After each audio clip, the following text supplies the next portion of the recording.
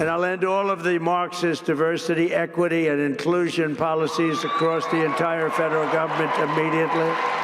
And at the same time, we will ban these unlawful policies from we're going to ban them from the private sector as well.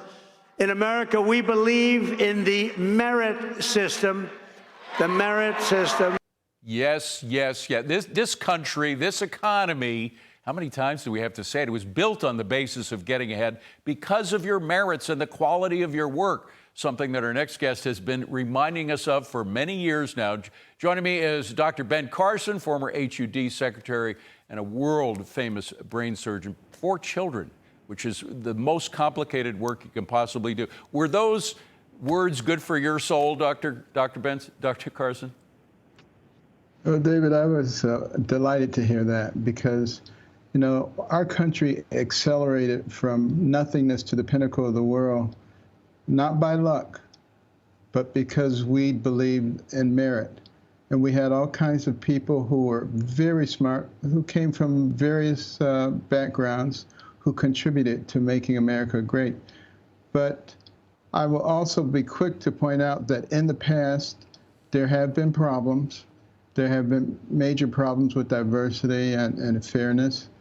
But we were already in the process of correcting that without DEI.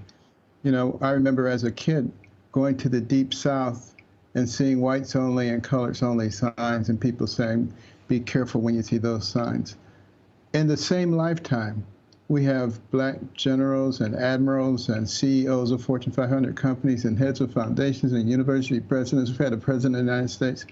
We've made enormous progress on our own. And the old adage, 2 wrongs don't make a right, still applies.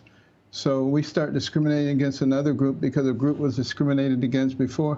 That makes no sense. Yeah. What we need to do is learn from our mistakes and make progress. Well, it makes sense, I would just say, for those people who are in the DEI industry.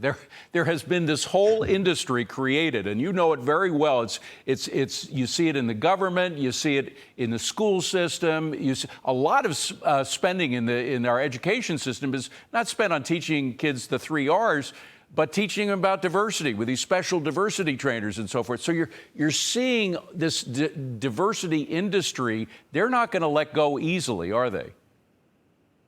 They're not going to, but I'm delighted to see, you know, Walmart and Ford and, yes, you know, a lot of other companies starting to back off of this. Some of the universities are starting to as they're seeing the results.